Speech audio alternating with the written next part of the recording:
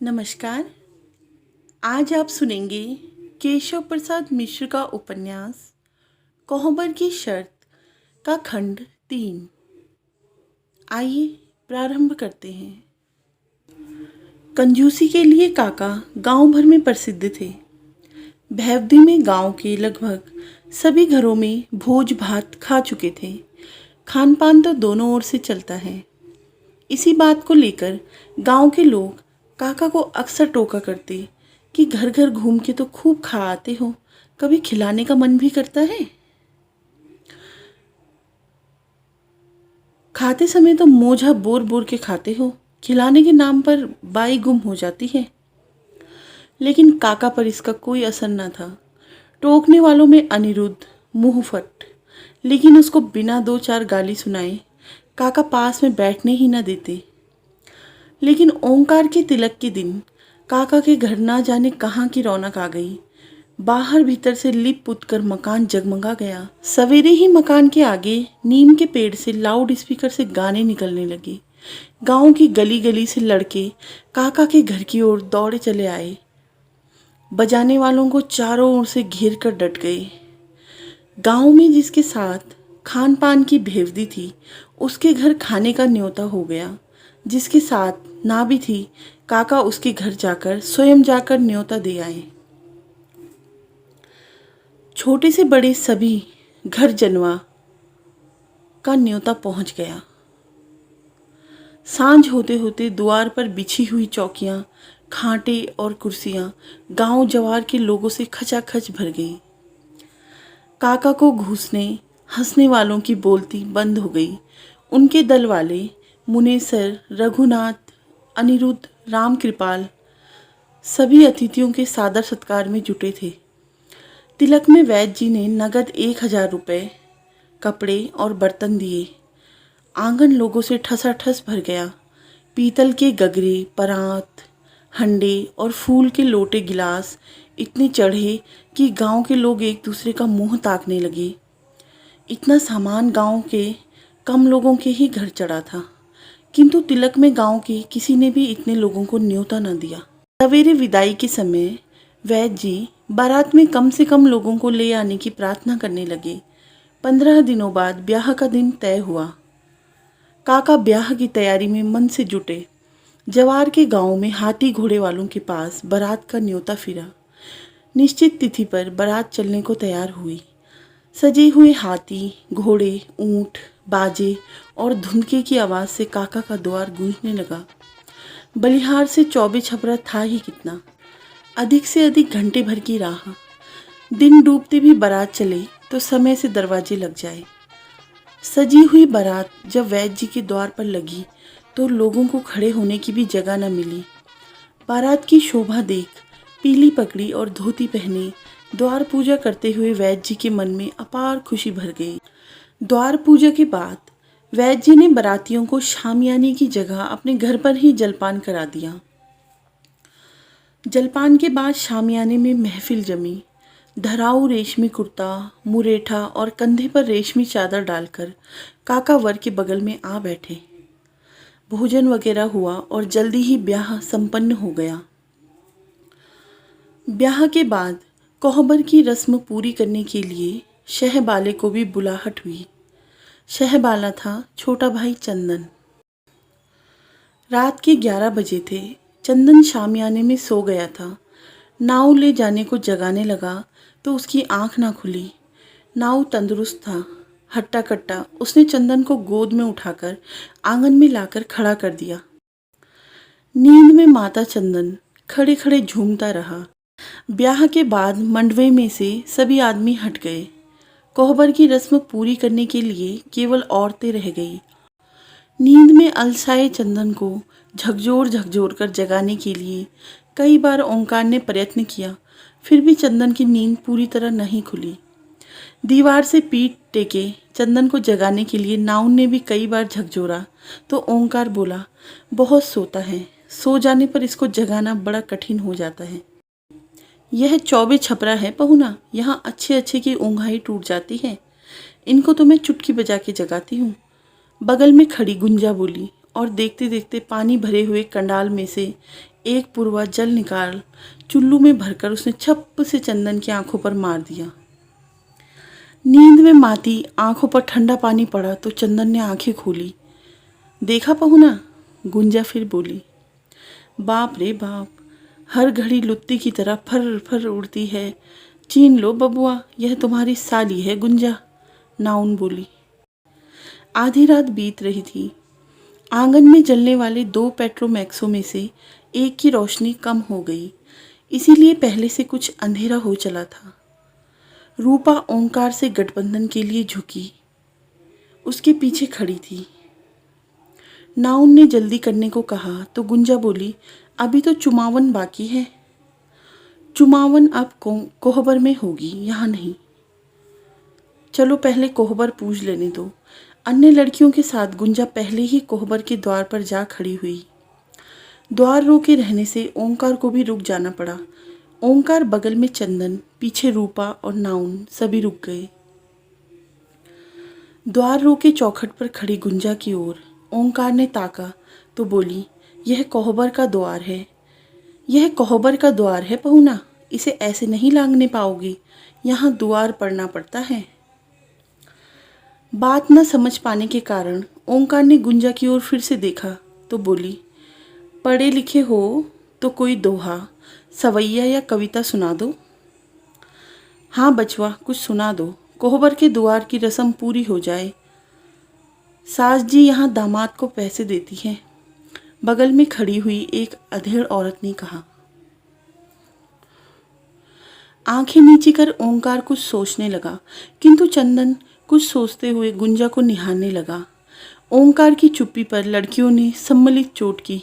बहिरे हो क्या पहुना, या अपनी बहन की याद आ रही? हम क्यों अपनी बहन को याद करें, हमारी तो कोई बहन भी नहीं, हम तो दूसरे की बहन लेने आए हैं, चंदन ने तपाक से जवाब दिया।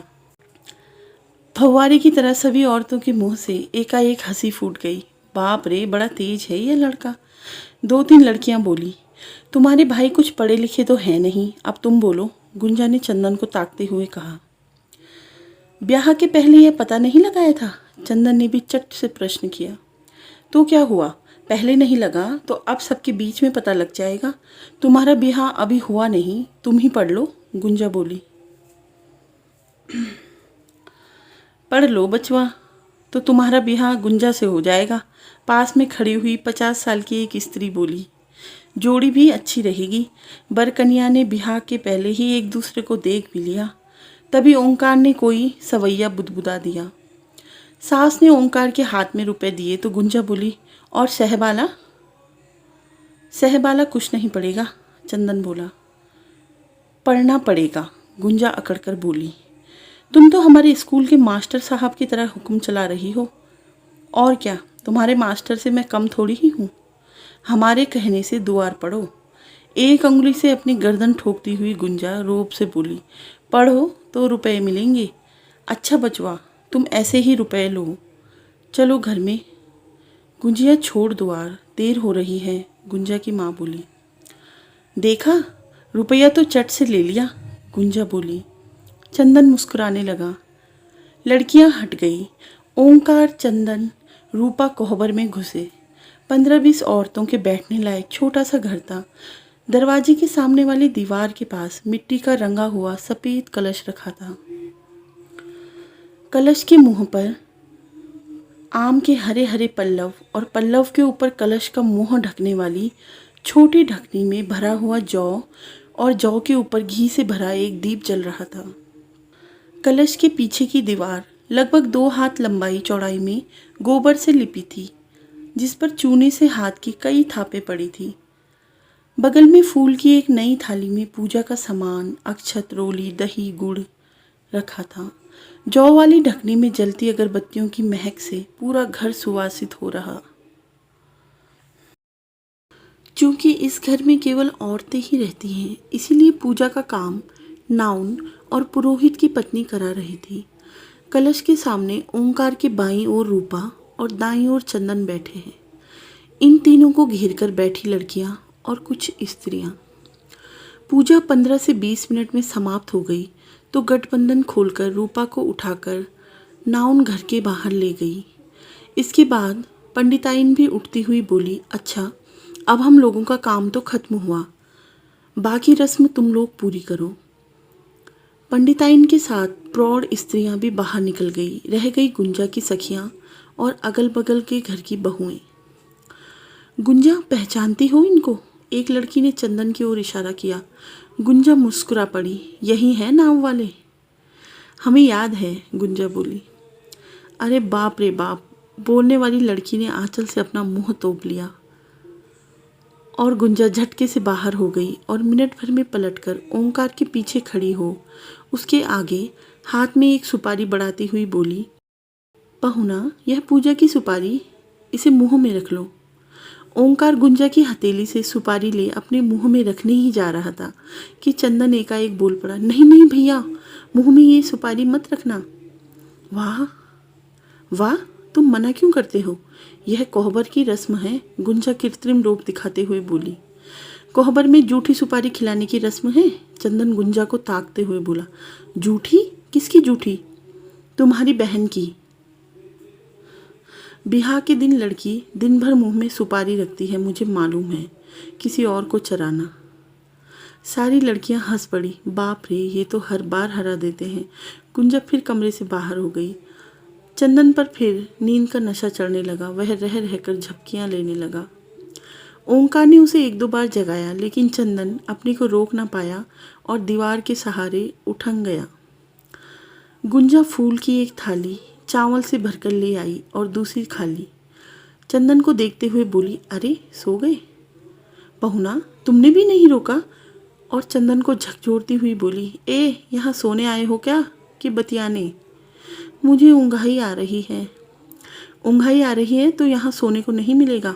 कोहबर में रात भर जागना पड़ता है। अभी से यह हाल है तो अपने ब्याह में क्या करोगे? लेकिन चंदन फिर दीवार के सहारे लुढ़क गया।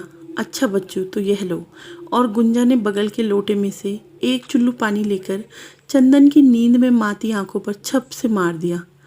चंदन की झपटी आंखें पूरी तरह खुल गई। गुंजा अपने आंचल से चंदन की आंखें और मुंह पोंछने लगी। रंगी हुई नई साड़ी की गंध चंदन की नाक में भर गई। प्यारी सौंधी गंध। चंदन पूरी तरह से जग गया। अरे अरे, मैं कोई बच्चा थोड़ी हूँ। और नहीं तो क्या बच्चे के बाप हो? पास में बैठी हुई सारी लड़कियां हंसने लगी। झेंपते हुए नीचे आंखों से चंदन मुस्कुराने लगा तो गुंजा बोली, यहाँ के लोगों को जान लो, ये बादाबो है, चाचा की लड़की। ये सूरज कुमारी है, ये परेमा, हमारी सखियाँ। फिर अपनी गर्दन ठोकती हुई बोली, और मेरा नाम गुंजा है, बहिना की छोटी बहन हूँ। और तुम्हारा नाम? तब से भैया चंदन चंदन कह रहे हैं, सुना नहीं? बाप रे, इसमें खिसियाने की क्या बात है? परेमा बोली। अच्छा तो लो, गुंजा बोली। इस थरिया का चावल अंदाज से बताओ कितनी अंजुरी है? क्यों? चंदन ने पूछा। पहले बताओ तो। बताती हूँ। नहीं, पहले बता दो, चंदन बोला। बड़ी ज़िद्दी हो। अगर अंजुरी से नापने पर तुम्हारा अंदाज सही निकला तो तुम जीत गए, तब तुमको उतने रुपए मिलेंगे। अगर गलत निकला तो तुम हार गए, और हार गए बच्चों तो जो मैं कहूँगी तुम्हें करना होगा। गुंजा ने अपना सिर हिलाते हुए कहा। सिर हिलाती हुई गुंजा को चंदन ध्यान से देखने लगा तो वह कुछ लजाकर बोली, हमको क्या निहारते हो, बता के चावल नापो। भाई के सामने ऐसी बात सुनकर चंदन को सहम गया, इसीलिए लाज को तोपने के लिए चट से बोला, 30 अंजुरी। तो अब नापो, गुंजा बोली। चंदन अंजुरी से चावल नापने लगा। 5, 10, 20, 30, चावल 35 अंजुरी निकला। गुंजा की ओर ताकते हुए चंदन बोला, मैं हार गया, बताओ मुझे क्या करना होगा? दूसरे से पूछकर हारी हुई शर्त पूरी की गई तो उसका मोल क्या? गुंजा ने कहा। तुम्ही ने तो कहा था कि हारने पर जो कहूँगी करना होगा। अच्छा, कभी कहूँगी, याद रखना। अब पहुना की बारी है, इनको भी नाप लेने दो। लो पहुना, अब तुम।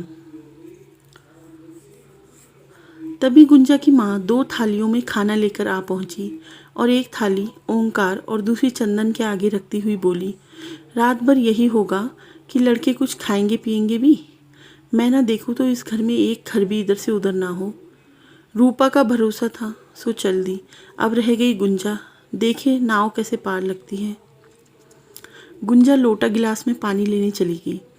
ओंकार और चंदन के आगे पानी रखने लगी तो गुंजा की माँ बोली, देख बैठ के ढंग से खिलाना, पहली बार पाहुन खाने में लजाता है।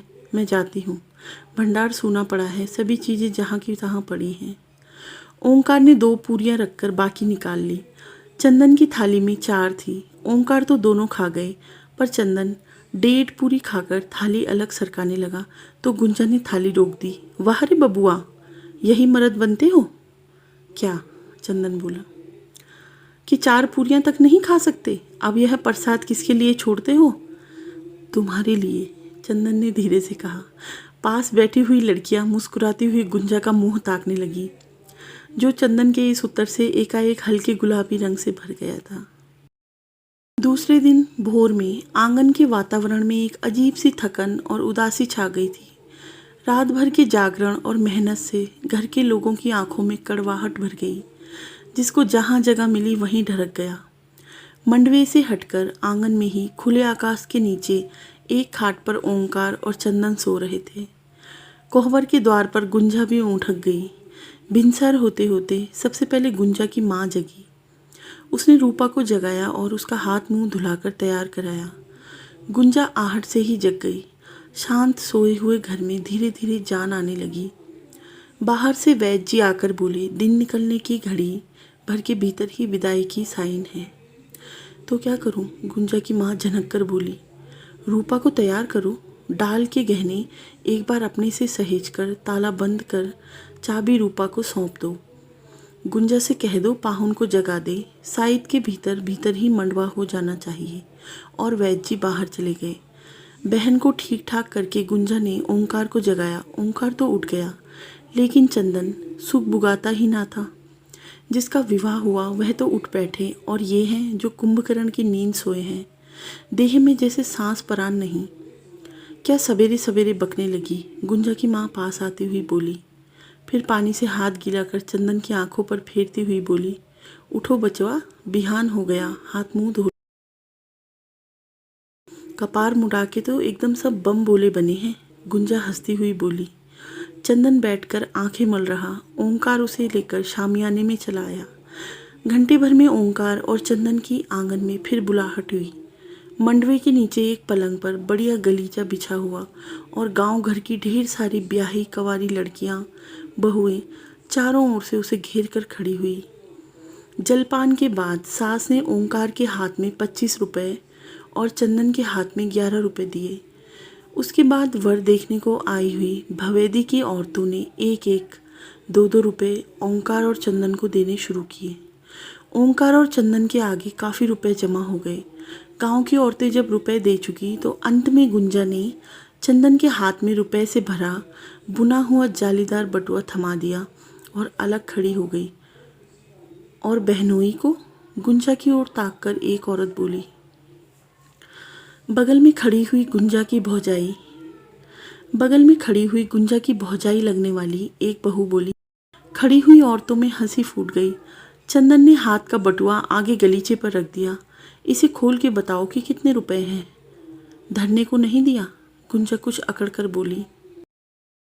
खोल के गिन दो बबुआ, नहीं तो तुम्हारे साथ ये लग जाएगी। भौजाई ने फिर। बक, यहाँ जो मन में आता है बोल देती हो भौजी, गुंजा बोली। ऐसा दूल्हा खोजने पर भी नहीं मिलेगा गुंजा बबुनी। शाह बलिया को खाली मत लौटाओ, संग में लग जाओ। कहो तो चाची से कह दूं? चुप रहोगे कि नहीं? गुंजा बिगड़ गई। सरकवासी के फंदे पर पतली डोरी से बंधे चुन्नटदार मुंह वाले बटुए को खोलने की चंदन कोशिश करने लगा। काफ़ी कोशिश के बाद भी जब बटुए का फंदा ना सरका तो गुंजा बोली, ये अकिल हैरानी बटुआ है बच्चू, तुम्हारी बहन का बनाया नहीं जो फट से खुल जाए। हार मान लो तो खोल के दिखा दूं। चंदन ने गुंजा की ओर देखा, तभी बाहर से नाऊ आकर बोला, बाहर असवारी लगी है, रूपा बबुनी को लेकर चलाना है। साइद के भीतर पीड़ा बहरिया जाना चाहिए। घाम का दिन है, 150 कोस धरती नापनी है, कहारों का दम निकल जाएगा। मंडवे की रस्म हो गई तो पाहुन को जनवासे में लिवा जाऊं। अभी नहीं, पाहुन बाद में जाएंगे, गुंजा बोली। अभी तो इन लोगों को खिलाना पिलाना है। कुछ औरतें ओंकार चंदन के पास रही, कुछ सामने वाले घर में बैठी हुई रूपा को गहने आधी अखबार भेंट की रुलाई से घर आंगन भर आया। माँ, बहन, चाची, दादी, सखी, सहेली सब गले पकड़ रूपा रोती जा रही। घर में से जो भी निकलती सभी लाल लाल आंसुओं में डूबी आंखें आंचल को छोर से पोंछती। बेटी को चुप कराने वैद्य जी आए। रूपा बाप के पांव पकड़कर रो पड़ी। होंठ कांपने लगे और गालों पर से आंसू की बूंदें टप टप धरती पर गिरने लगी। हार कर उन्होंने नाउन को इशारा किया।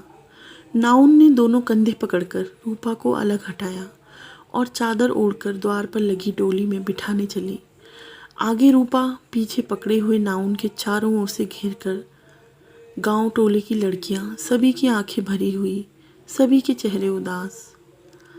नाउन ने रूपा को डोली में बिठा दिया। आगे सिनोरा के फूलों की थाली में दही, अक्षत, गुड़ आदि रख दिया। कहारों ने डोली उठा ली। गांव के बाहर कुछ दूर तक पहुंचाने के लिए डोली के साथ नाउन और कुछ लड़कियां भी गई। दिया सत्ती के पास डोली रुकी। रूपा और ओंकार ने नाउन से पूजा करवाई और डोली आगे बढ़ गई। बाहर बारातियों से मिलनी हो चुकी थी। मिलनी समाप्त होने के बाद बारातियों में से किसी ने पूछ लिया, वैद्य जी ने काका को दहेज में क्या दिया? वैद्य जी हाथ जोड़कर खड़े हो गए, हमारे पास है ही क्या। तभी भीतर से ओंकार और चंदन आ पहुंचे। किसी ने इशारा कर दिया। सामने चरण पर बंधी गाय का पगहा चंदन खूंटे से खोलने लगा। हाँ हाँ, ये क्या बबुआ, गाय मार देगी, कहते हुए वैद्य जी का चरवाहा चंदन को रोकने के लिए आगे बढ़ा। नहीं नहीं, रोक मत। लड़के ने जब पगहा थाम ही लिया है तो गाय खोल के साथ लगा दे। वैद्य जी मुस्कुराते हुए बोले, हमसे कहते बेटा, ये कौन सी बड़ी बात है। गाय पर खुश हो तो ले जाओ गाय। चंदन को इशारा देने वाला अनिरुद्ध था। उसने सोचा वैद्य जी ना नुकुर करेंगे, लेकिन वैद्य जी का यह हाल देखा तो वह दब गया। कई लोगों के साथ वैद्य जी बारातियों को पहुंचाने के लिए गांव के बाहर तक आए। बारात चौबे छपरा से विदा हो गई। नाम था राम अंजोर तिवारी, लेकिन छोटेपन में ही समौरिया लड़कों के यह काका न लगते थे। छोटे लड़कों के साथ बड़े बूढ़े भी इनको काका कहने लगे। धीरे धीरे गांव भर इनको काका ही कहने लगा। बाप के इकलौते होने से दुलरुबा हो गए। इस दुलार ने इनको आगे चलकर सहका दिया। जवानी में ब्याह के पहले गांव की परगसिया मलाहिन से इनका मन लग गया था। रात में उसे पेड़ से तोड़कर जामुन दिया करते थे। एक रात पेड़ से उतरते समय फिसल गए। बाएं पैर में ऐसी मोच आई कि टांग पूरी तरह सीधी ना हुई और चाल भी थोड़ी सी हचक गई। तब से काका के ब्याह के लिए इनके बाप को बड़ी परेशानी उठानी पड़ी। देखन होरू आते और लौट जाते। बड़ी घेर घार के बाद एक जगह ब्याह तय हुआ। बेहद गरीब घर में बहू आई तो काका रम गए। 5 साल के बाद माँ बाप चल बसे। काका और काकी अकेले रह गए। ब्याह के 7 वर्ष तक कोई संतान ना हुई तो काका काकी बेहद दुखी रहने लगे। सबसे निकट के थे चंदन और ओंकार। काका को लोगों ने सुझाया कि इतने निकट से टूअर बच्चों के रहते घर क्यों सूना रखती हो। बात सूझ गई। काका ने चंदन ओंकार को अपने घर में कर लिया। तब से चंदन 9 वर्ष का था और ओंकार 14 का। घर में तब थोड़ी सी चहल पहल आई, लेकिन 2 वर्ष बाद काकी भी चल बसी। काका और भी उदासी तथा अकेलेपन अनुभव करने लगे, किंतु चंदन और ओंकार दोनों भाई स्वभाव से इतने मधुर थे कि काका का मन उखड़ ना पाया। इन्हीं के साथ वे बच गए। रूपा आई तो उसने हफ्ते भर के भीतर ही बहुरिया का बाना उतार दिया। घर को लीप पोत इधर उधर फैली हुई चीज़ों को सरिया दिया। भंडार घर में माटी के पड़े हुए बहुत से बेकार कूड़े, भांडे और हंडियाँ बाहर फेंक दी। घर का अनाज पानी तथा घर पर पौने की लेन देन महीने भर के भीतर समझ गई। गृहस्थी में राह दिखाने वाली कोई बूढ़ी औरत तो थी नहीं, किंतु महीने भर के भीतर सारी गृहस्थी उसने कब्जे में कर ली। काका ओंकार और चंदन के मन में उल्लास समा गया, किंतु अब काका के बेपरवाही से घर में आने में रोक लग गई। देहरी पर आते ही उन्हें खांस बोल लेना। भोजन के समय चौके में बैठते ही ढंग से परोसी हुई थाली आगे आ जाती। जलपान के समय जलपान, नए नए व्यंजन और नई नई खाने की चीजें मिलने से भोजन की रुचि बदलने लगी। तीनों मर्दों की दिनचर्या ही बदल गई। सभी तन मन से खेती में जुटे। काका खंड में माल गोरू संभालते। चंदन और ओमकार खेती में जुटे। पहले जो खेत बंदोबस्त होते वे अब नीच की जोत में आ गए।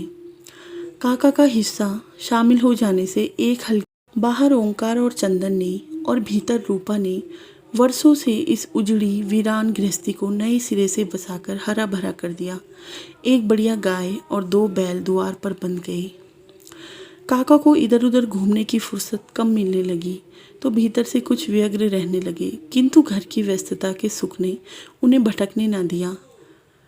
नियम से सवेरे, दोपहर और रात को जलपान और भोजन को आते। देर होने पर कभी कभी भीतर से रूपा भी टोक देती, इसीलिए काका डरते थे। एक दिन बाहर से दतुअन करने पर घर चले आए। घर के पीछे कुएं की जगत पर दतुअन करने बैठ गए। सवेरे पानी भरने वाली भीड़ का झोंका तो पतरा गया, लेकिन जगत भीगकर चारों ओर से पिचपिचा गई थी। कुएं पर रमकलिया की विधवा महतारी पानी भर रही थी। उसकी ओर मुंह करके जगत की कोर पर बैठते हुए काका बोले, कहो रामकली की महतारी। का है तिवारी जी? कमकरीन कुछ शंकित हो दबे स्वर में बोली। 45-50 की अवस्था हुई, इतना जांगर अब किस लिए पीटती है? जांगर में जोर है तो सभी पूछते हैं। पंडित जी, देह न चले तो पेट कैसे भरे? बेटी दामाद को अपने ही पास क्यों नहीं रख लेती? मांग में सेनुर पड़ जाने के बाद बेटी पर कौन जोर रहता है तिवारी जी? हमारे पास धरा ही क्या है कि उसकी लालच में दामाद अपने गांव छोड़कर यहाँ बसने आए। अच्छा, पूजू अहिर के घर का क्या हाल है? काका ने दूसरी बात छेड़ दी। पूजू का हाल क्या बताऊं तिवारी जी? बेटा पोतोहू अलग हो गए, बेचारे की दुर्गति हो रही। अभी तो देह में बल है, जांगर चलता है, राम जाने आगे क्या हो। काका चारों ओर ताक कर बोले, हमारी एक सलाह है रामकली की महतारी।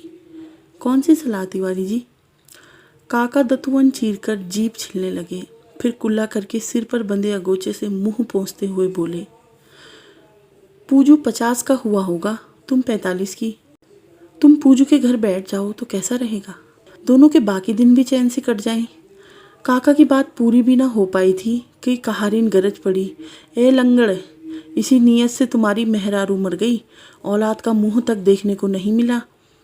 जैसे अपने धर्म की चिंता नहीं, वैसे दूसरों को भी धर्म लेना चाहते हो। अरे इसमें बिगड़ने की क्या बात है, मेरी बात तो सुनो। खबरदार, आगे बोले तो इसी डोल से तुम्हारा कपाल फोड़ दूंगी। कहारिन का गर्जना सुनकर कुएं पर भीड़ जुटने लगी तो लोटा डोर उठाकर काका ने धीरे से वहां से जामुन वाली परती की ओर खिसक गए। लोगों ने कमरिन से कारण पूछा तो बोली, कुछ नहीं, पपिया लंगड़ुआ का दिमाग फिर गया।